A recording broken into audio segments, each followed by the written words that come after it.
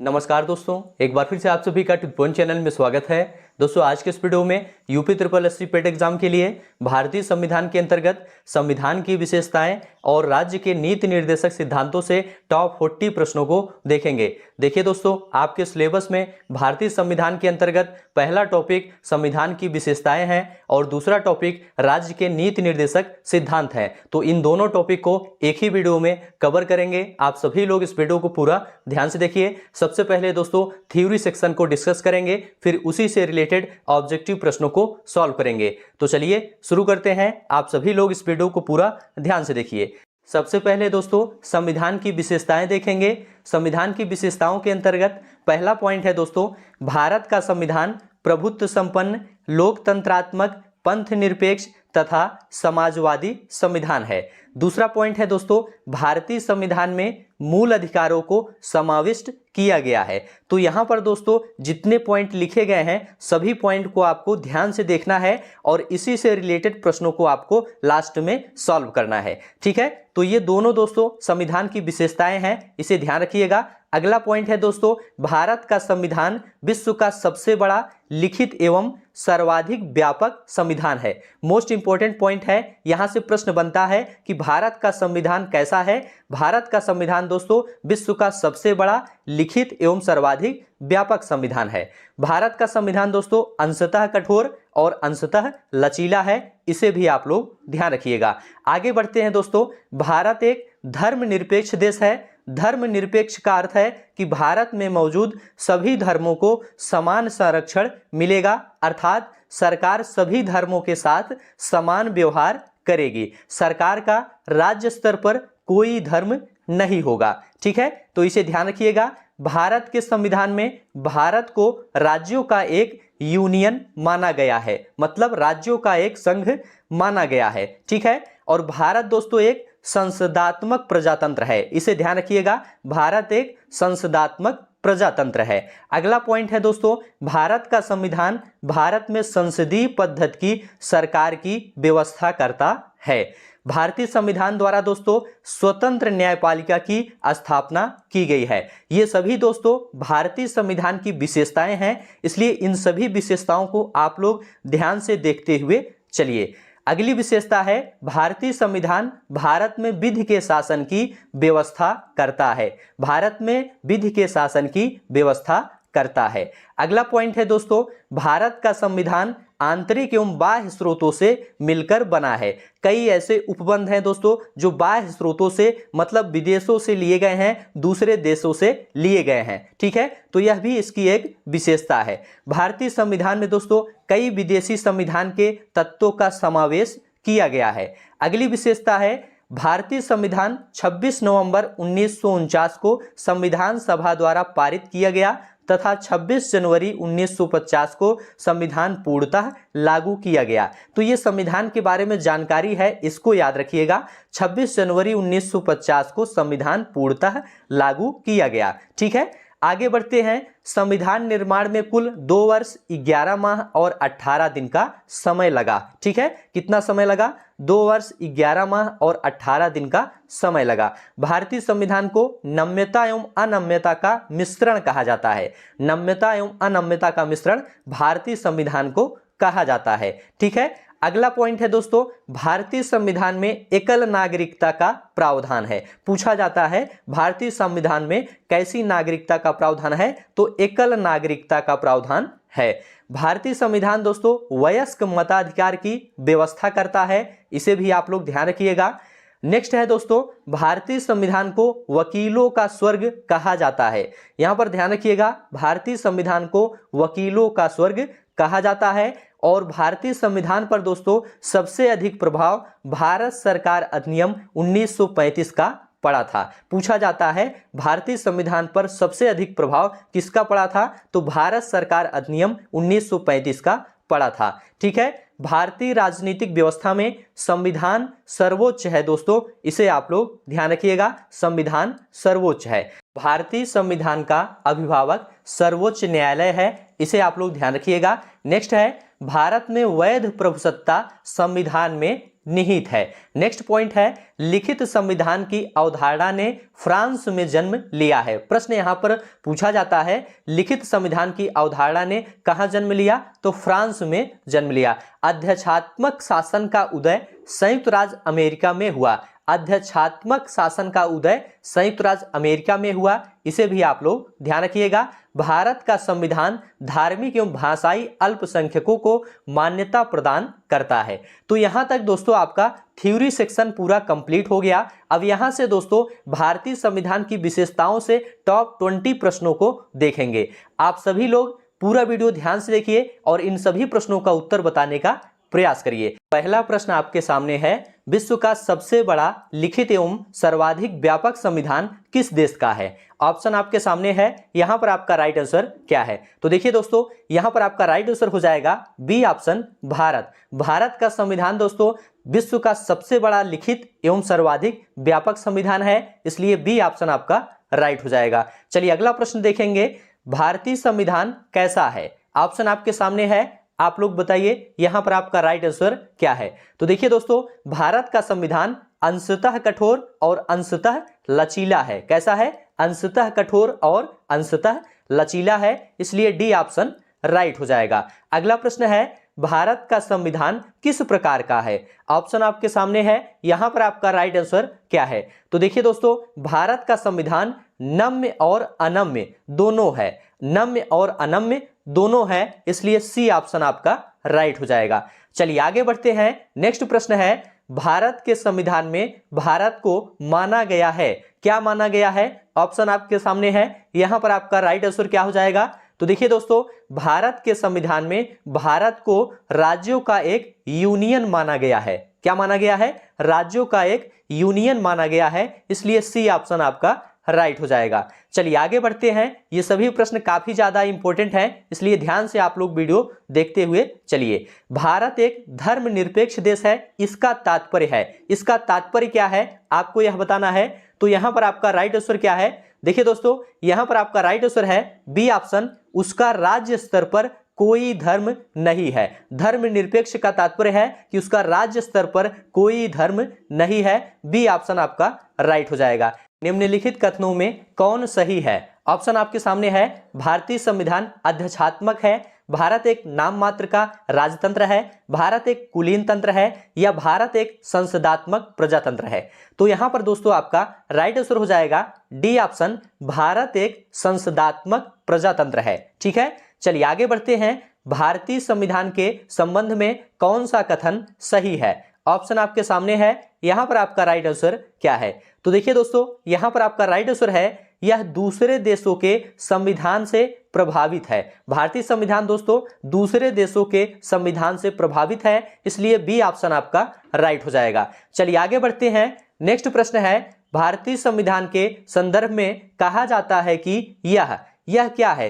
क्या मौलिक संविधान है, या वकीलों का स्वर्ग है, या विकासशील संविधान है, या तानाशाही संविधान है?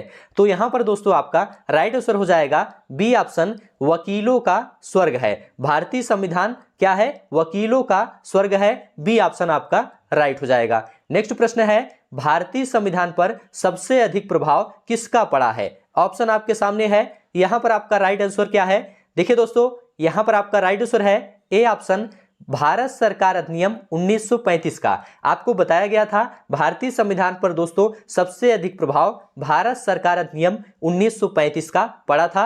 ए ऑप्शन आपका राइट है। चलिए आगे बढ़ते हैं। नेक्स्ट प्रश्न है, भारतीय राजनीतिक व्यवस्था में इनमें से कौन सर्वोच्च है? ऑप्शन आपके सामने है, यहां पर आपका राइट आंसर क्या है? तो देखिए दोस्तों, यहां पर आपका राइट आंसर है बी ऑप्शन, संविधान। भारतीय राजनीतिक व्यवस्था में संविधान सर्वोच्च है, इसलिए बी ऑप्शन आपका राइट हो जाएगा। नेक्स्ट प्रश्न है, भारतीय संविधान का अभिभावक कौन है? ऑप्शन आपके सामने है, यहां पर आपका राइट आंसर क्या है? तो देखिए दोस्तों, भारतीय संविधान का अभिभावक सर्वोच्च न्यायालय है, इसलिए सी ऑप्शन आपका राइट हो जाएगा। तो यहां पर दोस्तों जितने भी प्रश्न लिए गए हैं, ये सभी प्रश्न काफी ज्यादा इंपॉर्टेंट हैं। भारत में वैध प्रभुसत्ता निहित है, किसमें निहित है आपको यह बताना है। तो देखिए दोस्तों, भारत में वैध प्रभुसत्ता संविधान में निहित है, इसलिए डी ऑप्शन आपका राइट हो जाएगा। ठीक है, चलिए आगे बढ़ते हैं दोस्तों। नेक्स्ट प्रश्न है, भारतीय संविधान की संरचना किस प्रकार की है? ऑप्शन आपके सामने है, यहां पर आपका राइट आंसर क्या है? तो देखिए दोस्तों, भारतीय संविधान की संरचना कुछ एकात्मक और कुछ कठोर है। कैसी है? कुछ एकात्मक है, कुछ कठोर है, इसलिए डी ऑप्शन आपका राइट हो जाएगा। चलिए आगे बढ़ते हैं। लिखित संविधान की अवधारणा ने सर्वप्रथम कहां जन्म लिया? ऑप्शन आपके सामने है, यहां पर आपका राइट आंसर क्या है? तो देखिए दोस्तों, यहां पर आपका राइट आंसर है ए ऑप्शन, फ्रांस। लिखित संविधान की अवधारणा ने सर्वप्रथम फ्रांस में जन्म लिया, इसलिए ए ऑप्शन आपका राइट हो जाएगा। चलिए आगे बढ़ते हैं दोस्तों, सभी प्रश्न ध्यान से देखते हुए चलिए। अध्यक्षात्मक शासन का उदय सर्वप्रथम किस देश में हुआ? ऑप्शन आपके सामने है, आप लोग बताइए यहां पर आपका राइट आंसर क्या है? तो देखिए दोस्तों, यहां पर आपका राइट आंसर है डी ऑप्शन, संयुक्त राज्य अमेरिका। अध्यक्षात्मक शासन का उदय संयुक्त राज्य अमेरिका में हुआ था, इसलिए डी ऑप्शन राइट हो जाएगा। भारतीय संविधान का आप किस प्रकार वर्णन करेंगे? ऑप्शन आपके सामने है, यहां पर आपका राइट आंसर क्या है? तो देखिए दोस्तों, भारतीय संविधान का वर्णन आप इस प्रकार करेंगे कि भारत का जो संविधान है यह विश्व के सबसे विस्तृत संविधानों में से एक है, इसलिए सी ऑप्शन आपका राइट हो जाएगा। ठीक है, चलिए आगे बढ़ते हैं। भारत का संविधान मान्यता प्रदान करता है, क्या मान्यता प्रदान करता है? ऑप्शन आपके सामने है, यहां पर आपका राइट आंसर क्या है? तो देखिए दोस्तों, यहां पर आपका राइट आंसर है सी ऑप्शन, धार्मिक एवं भाषाई अल्पसंख्यकों को मान्यता प्रदान करता है। ठीक है, भारत का संविधान, सी ऑप्शन आपका राइट हो जाएगा। नेक्स्ट प्रश्न है दोस्तों, भारत का संविधान पूर्णतः कब लागू हुआ? ऑप्शन आपके सामने है, यहां पर आपका राइट आंसर क्या है? तो देखिए दोस्तों, यहां पर आपका राइट आंसर है सी ऑप्शन, 26 जनवरी 1950। भारत का संविधान पूर्णतः 26 जनवरी 1950 को लागू हुआ था, इसलिए सी ऑप्शन राइट हो जाएगा। भारतीय संविधान के निर्माण में कितना समय लगा था? ऑप्शन आपके सामने है, यहां पर आपका राइट आंसर क्या है? तो देखिए दोस्तों, भारतीय संविधान के निर्माण में 2 वर्ष 11 माह और 18 दिन का समय लगा था, इसलिए ए ऑप्शन आपका राइट हो जाएगा। नेक्स्ट प्रश्न है, भारतीय संविधान में किस प्रकार की नागरिकता का प्रावधान है? ऑप्शन आपके सामने है, यहां पर आपका राइट आंसर क्या है? तो देखिए दोस्तों, भारतीय संविधान में एकल नागरिकता का प्रावधान है, इसलिए ए ऑप्शन आपका राइट हो जाएगा। तो यहां तक दोस्तों भारतीय संविधान की विशेषताओं से संबंधित प्रश्न कंप्लीट हो गया। ये सभी प्रश्न आपके एग्जाम के लिए काफी ज्यादा इंपॉर्टेंट है। अब यहां से दोस्तों राज्य के नीति निर्देशक सिद्धांत देखेंगे, फिर इसी से रिलेटेड महत्वपूर्ण प्रश्नों को सॉल्व करेंगे। तो आप सभी लोग इस वीडियो को पूरा ध्यान से देखिए, यह आपके एग्जाम के लिए काफी ज्यादा इंपॉर्टेंट है। तो चलिए शुरू करते हैं राज्य के नीति निर्देशक सिद्धांत। देखिए दोस्तों, राज्य के नीति निर्देशक सिद्धांत का वर्णन संविधान के भाग 4 में अनुच्छेद 36 से 51 तक किया गया है। इसकी प्रेरणा आयरलैंड के संविधान से मिली है। यहां पर दोस्तों 3 प्रश्न बनता है, तीनों प्रश्न काफी ज्यादा महत्वपूर्ण है। पहला प्रश्न बनता है दोस्तों, राज्य के नीति निर्देशक सिद्धांत का वर्णन संविधान के किस भाग में किया गया है? तो इसका जवाब है भाग 4 में किया गया है। दूसरा प्रश्न बनता है, राज्य के नीति निर्देशक सिद्धांत का वर्णन संविधान के किस अनुच्छेद में किया गया है? तो इसका जवाब है 36 से 51 तक, अनुच्छेद 36 से अनुच्छेद 51 तक किया गया है। तीसरा प्रश्न बनता है, राज्य के नीति निर्देशक सिद्धांत किस देश के संविधान से लिए गए हैं? तो इसका जवाब है आयरलैंड के संविधान से लिए गए हैं। ठीक है, चलिए आगे बढ़ते हैं। इसे न्यायालय द्वारा लागू नहीं किया जा सकता है, किसे? राज्य के नीति निर्देशक सिद्धांत को। आगे बढ़ते हैं दोस्तों, भारत के संविधान में कल्याणकारी राज्य की संकल्पना का समावेश राज्य के नीति निर्देशक तत्व में किया गया है। इंपॉर्टेंट पॉइंट है, यहां पर आप लोग ध्यान रखिएगा, राज्य के नीति निर्देशक तत्व में दोस्तों कल्याणकारी राज्य की संकल्पना का समावेश किया गया है। नेक्स्ट है दोस्तों, कल्याणकारी राज्य का उद्देश्य सामाजिक और आर्थिक प्रजातंत्र की स्थापना करना होता है। यानी सामाजिक और आर्थिक प्रजातंत्र की स्थापना के उद्देश्य से ही संविधान में नीति निर्देशक तत्व को शामिल किया गया है। तो देखिए दोस्तों, संविधान में नीति निर्देशक तत्व को शामिल करने का उद्देश्य यह है कि समाज में, देश में कल्याणकारी राज्य की स्थापना की जाए। ठीक है, चलिए आगे बढ़ते हैं दोस्तों, राज्य के प्रमुख नीति निर्देशक सिद्धांत देखेंगे। यहां पर दोस्तों आपको ध्यान रखना है, महत्वपूर्ण अनुच्छेद आपको बताएंगे जो राज्य के प्रमुख नीति निर्देशक सिद्धांत से संबंधित है। पहला है दोस्तों अनुच्छेद 38।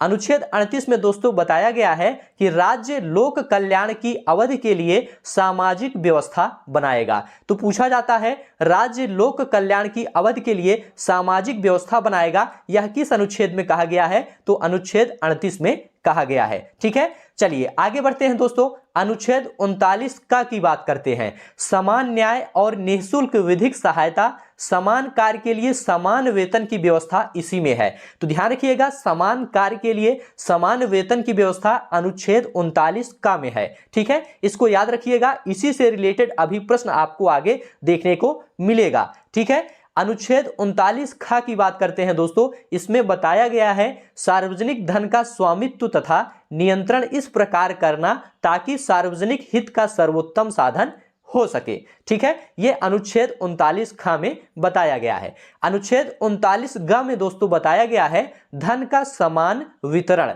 धन का समान वितरण ये अनुच्छेद 39 ग में बताया गया है। तो जो भी अनुच्छेद यहां पर बताए जा रहे हैं इसे आप लोग ध्यान रखिएगा, इससे प्रश्न आपको जरूर देखने को मिलेगा। अनुच्छेद 40 की बात करते हैं तो ग्राम पंचायतों का संगठन से संबंधित है। अनुच्छेद 40 दोस्तों ग्राम पंचायतों के संगठन से संबंधित है। और अनुच्छेद 41 दोस्तों कुछ दशाओं में काम, शिक्षा और लोक सहायता पाने का अधिकार देता है। अनुच्छेद 41। ठीक है, नेक्स्ट है दोस्तों अनुच्छेद 44 की बात करते हैं तो नागरिकों के लिए एक समान सिविल संहिता इसमें लागू की गई है अनुच्छेद 44 में। ठीक है, अनुच्छेद 46 की बात करते हैं तो अनुसूचित जातियों, अनुसूचित जनजातियों और अन्य दुर्बल वर्गों के शिक्षा और अर्थ संबंधी हितों की अभिवृद्धि से संबंधित है अनुच्छेद 46।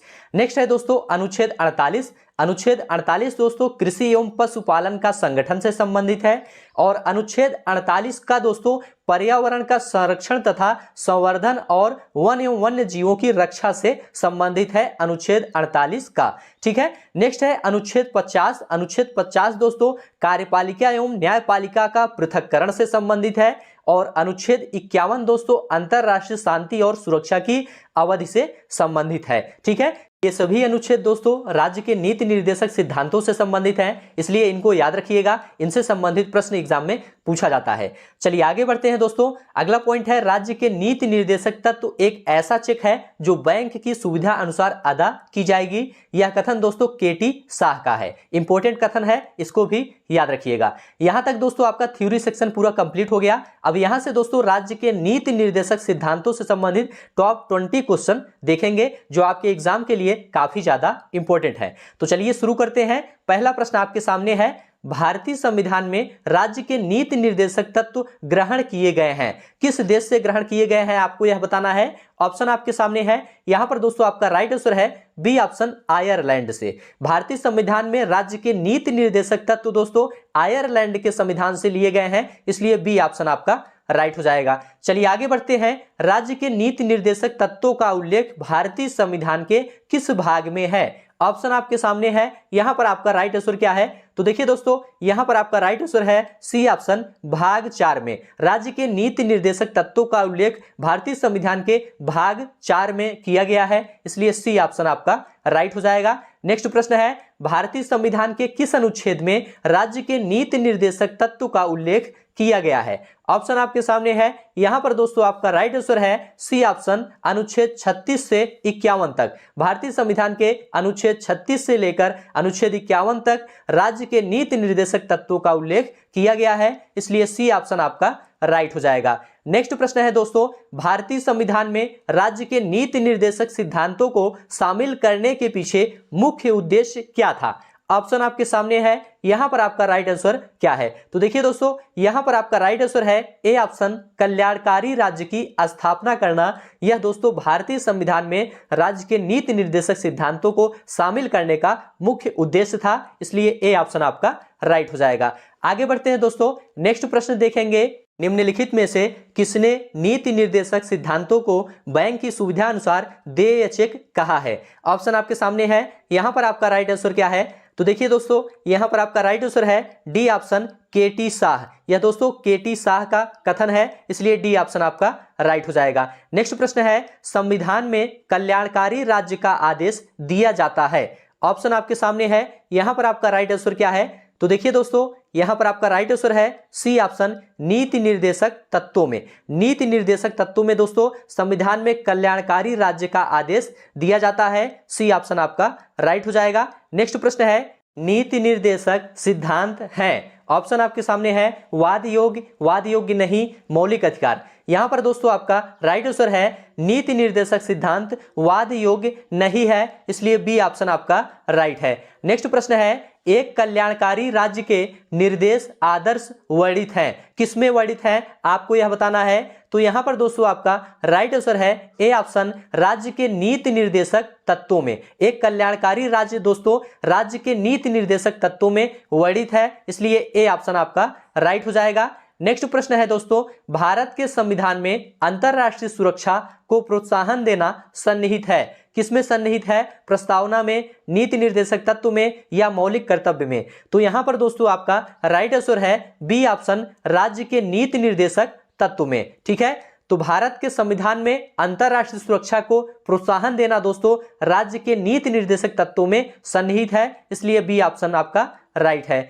समान कार्य के लिए समान वेतन भारत के संविधान में सुनिश्चित किया गया एक क्या है? क्या मौलिक अधिकार है या मौलिक कर्तव्य है या आर्थिक अधिकार है या राज्य के नीति निर्देशक सिद्धांत का अंग है? तो देखिए दोस्तों समान कार्य के लिए समान वेतन भारत के संविधान में सुनिश्चित किया गया एक राज्य के नीति निर्देशक सिद्धांत का अंग है, इसलिए डी ऑप्शन आपका राइट हो जाएगा। नेक्स्ट प्रश्न है दोस्तों भारतीय संविधान के निम्न विभागों में से किस एक में न्यायपालिका तथा कार्यपालिका के पृथक्करण का प्रावधान है? ऑप्शन आपके सामने है, यहां पर आपका राइट आंसर क्या है? तो देखिए दोस्तों यहां पर आपका राइट आंसर है सी ऑप्शन राज्य के नीति निर्देशक सिद्धांत में। देखिए दोस्तों भारतीय संविधान के राज्य के नीति निर्देशक सिद्धांतों में न्यायपालिका और कार्यपालिका के पृथक्करण का प्रावधान है, इसलिए सी ऑप्शन आपका राइट हो जाएगा। आगे बढ़ते हैं दोस्तों मूलभूत संविधान में कौन से भाग में राज्य लोक कल्याण की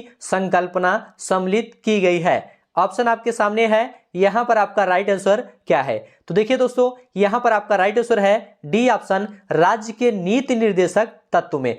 मूलभूत संविधान में दोस्तों राज्य के नीति निर्देशक तत्वों में राज्य लोक कल्याण की संकल्पना सम्मिलित की गई है, इसलिए डी ऑप्शन आपका राइट है। नेक्स्ट प्रश्न है संविधान का कौन सा अंश भारत के नागरिकों को आर्थिक न्याय प्रदान करने का संकेत करता है? ऑप्शन आपके सामने है।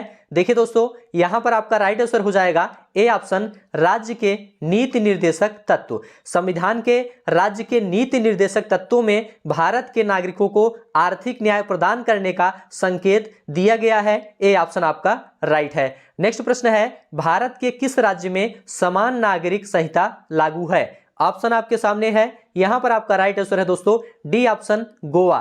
गोवा राज्य में दोस्तों समान नागरिक संहिता लागू है, इसलिए डी ऑप्शन आपका राइट हो जाएगा। नेक्स्ट प्रश्न है दोस्तों समान न्याय और निःशुल्क विधि सहायता का प्रावधान संविधान के किस अनुच्छेद में है? ऑप्शन आपके सामने है, यहां पर आपका राइट आंसर क्या है आप लोग बताइए। तो देखिए दोस्तों यहां पर आपका राइट आंसर है बी ऑप्शन अनुच्छेद 39 ए या फिर अनुच्छेद 39 का। बी ऑप्शन आपका यहां पर राइट है। अनुच्छेद 39 ए दोस्तों समान न्याय और निःशुल्क विधि सहायता के प्रावधान से संबंधित है, इसलिए बी ऑप्शन आपका राइट है। कौन सा अनुच्छेद राज्य सरकारों को ग्राम पंचायतों को संगठित करने का निर्देश देता है? मोस्ट इंपॉर्टेंट प्रश्न है, यहां पर आपका राइट आंसर क्या है आप लोग बताइए। तो देखिए दोस्तों यहां पर आपका राइट आंसर है बी ऑप्शन अनुच्छेद 40। अनुच्छेद 40 दोस्तों राज्य सरकारों को ग्राम पंचायतों को संगठित करने का निर्देश देता है, इसलिए आपका बी ऑप्शन राइट है। भारतीय नागरिकों के लिए एक समान सिविल संहिता प्राप्त कराने की बात कही गई है, किस अनुच्छेद में कही गई है आपको यह बताना है। तो देखिए दोस्तों यहां पर आपका राइट आंसर है बी ऑप्शन अनुच्छेद 44। अनुच्छेद 44 में दोस्तों भारतीय नागरिकों के लिए एक समान सिविल संहिता प्राप्त कराने की बात कही गई है, इसलिए बी ऑप्शन आपका राइट हो जाएगा। नेक्स्ट प्रश्न है राज्य के नीति निर्देशक सिद्धांतों में से किस अनुच्छेद का संबंध अंतरराष्ट्रीय शांति और सुरक्षा के समर्थन से है? ऑप्शन आपके सामने है। यहां पर आपका राइट आंसर क्या है? तो देखिए दोस्तों, यहां पर आपका राइट आंसर अनुच्छेद 51 है। बी ऑप्शन आपका राइट हो जाएगा। अनुच्छेद 51 दोस्तों ये अंतरराष्ट्रीय शांति और सुरक्षा के समर्थन से संबंधित है। बी ऑप्शन आपका राइट है। नेक्स्ट प्रश्न है, भारतीय संविधान के किस अनुच्छेद द्वारा निम्न दुर्बल वर्गों को शिक्षा संबंधित सुरक्षा प्रदान की गई है? ऑप्शन आपके सामने है। यहां पर आपका राइट आंसर क्या है? तो देखिए दोस्तों, यहां पर आपका राइट आंसर बी ऑप्शन है, अनुच्छेद 46। अनुच्छेद 46 में दोस्तों निम्न दुर्बल वर्गों को शिक्षा संबंधित सुरक्षा प्रदान की गई है, इसलिए बी ऑप्शन आपका राइट है। नेक्स्ट प्रश्न देखेंगे दोस्तों, निम्नलिखित में से कौन सा एक राज्य के नीति निर्देशक तत्व का उद्देश्य नहीं है? पहला है एक कल्याणकारी राज्य की स्थापना करना। देखिए दोस्तों, राज्य के नीति निर्देशक तत्वों का प्रमुख उद्देश्य है एक कल्याणकारी राज्य की स्थापना करना। ठीक है, तो पहला तो आपका राइट है। दूसरा है दोस्तों सामाजिक आर्थिक कल्याण सुनिश्चित करना, यह भी दोस्तों राज्य के नीति निर्देशक तत्वों का उद्देश्य है। और तीसरा है अंतरराष्ट्रीय शांति और सुरक्षा की अवृद्धि करना, यह भी इसका उद्देश्य है। लेकिन दोस्तों एक धार्मिक राज्य की स्थापना करना, यह दोस्तों राज्य के नीति निर्देशक तत्वों का उद्देश्य नहीं है, इसलिए डी ऑप्शन आपका यहां पर राइट हो जाएगा। ठीक है, तो इस प्रकार से दोस्तों आज का यह वीडियो यहीं पर समाप्त होता है। ये सभी प्रश्न आपके पेट एग्जाम के लिए काफी ज्यादा इंपॉर्टेंट हैं। ऐसे ही प्रश्न आपको एग्जाम में जरूर देखने को मिलेगा। आशा है कि यह वीडियो आपको अच्छा लगा है तो चैनल को सब्सक्राइब करिए, दोस्तों में शेयर करिए और कमेंट में लिखकर जरूर बताइए। अभी के लिए बस इतना ही। अब आपको नेक्स्ट वीडियो मिलेंगे किसी नए टॉपिक के साथ। तब तक के लिए आप सभी का बहुत बहुत धन्यवाद।